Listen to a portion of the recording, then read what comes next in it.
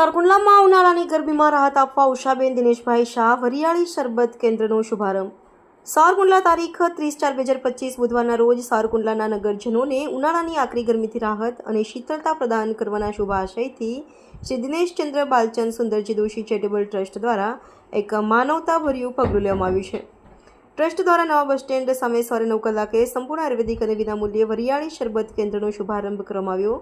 આ પ્રસંગની ગરિમા વધારવા માટે આશીર્વાદ ભક્તિ બાપુ માનવ મંદિરના ઉદ્ઘાટક અને સારકુંડલા લીલિયા વિધાનસભાના લોકપ્રિય ધારાસભ્ય શ્રી મહેશભાઈ કસવાળાએ પોતાના વરદસ્તે કેન્દ્રનું દિનેશચંદ્ર બાલચંદ સુંદરજી દોશી ચેરિટેબલ ટ્રસ્ટ કે જે સાવરકુંડલા શહેર અને તાલુકામાં અનેક સેવાકીય પ્રવૃત્તિ કરે છે. આ ટ્રસ્ટ દ્વારા છેલ્લા ઘણા વર્ષોથી ઉનાળાના ધોમધકતા તાપની અંદર અહીંયા નીકળતા વટે માર્ગોને થોડી આંશિક ગરમીમાં રાહત મળે એ હેતુથી શુદ્ધ વરિયાળી, સાકર, લીંબુ, આદુનો રસ આ મિશ્રિત શરબત તૈયાર કરી વિનામૂલ્યે અહીંયા વિતરણ કરીએ છીએ.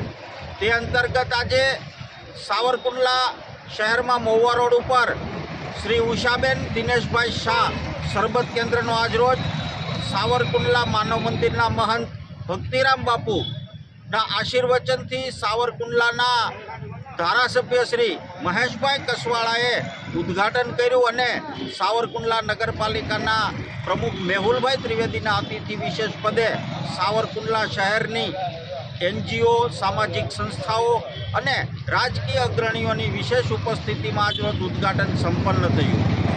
આ ટ્રસ્ટ દ્વારા ઉનાળાની અંદર સાવરકુંડલા શહેર અને તાલુકામાં 20 ઉપરાંત છાશ કેન્દ્રો પણ છેલ્લા 20 વર્ષથી ચાલી રહ્યા છે.